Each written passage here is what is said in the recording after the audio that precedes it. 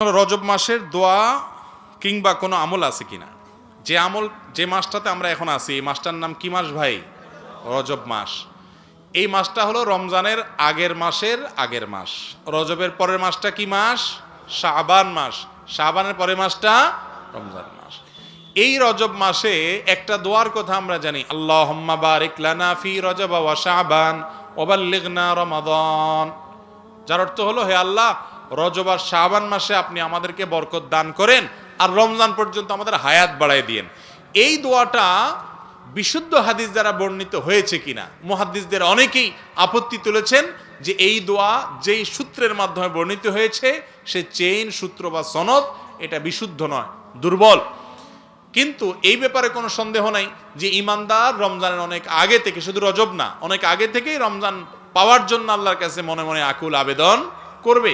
সালাফ তারা রমজানের 6 মাস আগে থেকে রমজানের জন্য অপেক্ষা করতেন, সেটি সম্পূর্ণ ভিন্ন বিষয়।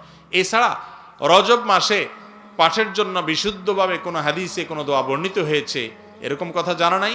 তবে হ্যাঁ, রজব মাসটি একটা সম্মানিত মাস, সম্মানিত 4 মাসের একটা, যার কারণে এ মাসে গুনাহের কাজ করার ব্যাপারে বিশেষভাবে সাবধান সতর্ক থাকতে হবে। এছাড়া বিশেষ কোনো করণীয় নাই, যুদ্ধ বিগ্রহ করা এই মাসে হারাম। শাবান মাসে বেশি নফল রোজা রাখতে হয়, রজব মাসের ক্ষেত্রে বেশি নফল রোজা রাখার কোনো নির্দেশ নাই।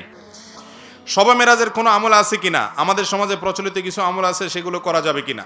ভাই, নবী করিম সাল্লাল্লাহু আলাইহি সাল্লামের জীবনে মেরাজ হয়েছে না হয় নাই? মেরাজ হয়েছে, এটা সত্য।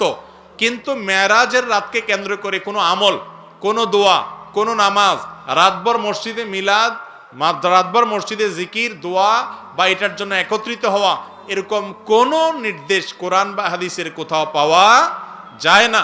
এটা আমাদের সমাজে প্রচলিত। সবচেয়ে বড় কথা হলো মেরাজ, শবে মেরাজ যেটাকে বলা হয়, রজব মাসের 27তম রাতকে, এই রাতে যে নবী করিম সাল্লাল্লাহু আলাইহি ওয়াসাল্লাম মেরাজ হয়েছে সে বিষয়টাই প্রমাণিত নয়, হাদিস দ্বারা এটি প্রমাণিত নয়।